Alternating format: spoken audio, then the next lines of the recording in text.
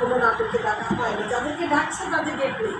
যেমন আমি এই নাটকে রিনা খান আন্টিকে ডাকবো, কুটিকে ডাকবে, আন্টিকে ডেকে ডাকবে, তার ডেট পাচ্ছিলাম না কেন? 10টা 15টা 25টা নাটকে নাকি আমি নাটকে কাজ করি, তার মানে ওনাকে সবাই ডাকছে, দুলারে আন্টিকে সবাই ডাকছে, ওনাদের ডেট পাওয়া যাচ্ছে না, যাদেরকে ডাকছি না তাদেরকে কেউই ডাকছে। তা আমি চিন্তা করছি আমার এই নাটকে অনেক প্রমিনেন্ট আর্টিস্ট দেখতে পাচ্ছি, তাদেরকে সাথে রেখে দু একজন করে যদি আমার শিল্পী সমিতি কেন্দ্রিক যারা শিল্পী আছেন, যারা একসময় দেখা যেত আমরা যখন অভিনয় করতাম, বন্ধু রোল করছে, ছোটো ছোটো রোলগুলো করতে একটা সময়, ওই রোলগুলো দিয়ে কিন্তু তাদের জীবন পার করতো, তাদের একটা পরিবার আছে, সেই পরিবারগুলোকে তারা বেয়ার করতেন। তারা দেখা যাচ্ছে এখন চাইতেও পারছে না, কাজও পাচ্ছে না, তারা গ্রুপ করে বেড়াচ্ছে। তো এই যে ইয়ারলি ইলেকশন আসলে ঈদ আসলে আমরা একটা হেল্প করছি, এই শিল্পীরা চায় না, শিল্পীরা কিন্তু প্রতীক না। হ্যাঁ, শিল্পীরা চায়, শিল্পীরা নিজেরাই একটা অ্যাসেট, প্রত্যেকটা বিজনেসে কিন্তু একটা অ্যাসেট থাকে।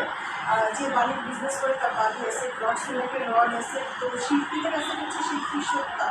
তো শিল্পীকে যখন আপনি কাজে লাগিয়ে অ্যাসেট করে তৈরি করবেন, তখন কিন্তু এই শিল্পী নিজেই কাজ করতে পারবে, নিজেই স্বাবলম্বী হবে।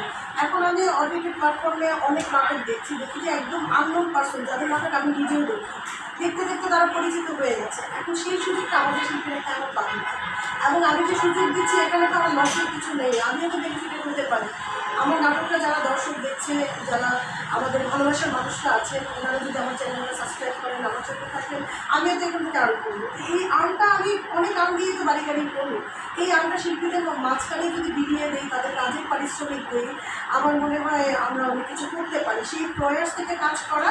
আমার এই নাটকে যদিও অনেক পরিচিত শিল্পী একসাথে আপনারা দেখছেন, পরবর্তী নাটকে 2জন 1জন পরিচিত থাকলে 5 থেকে 10 জন শিল্পী আমরা মান্থলি, তারা যেন আমার চ্যানেল থেকে একটা আর্নিং সোর্স নিয়ে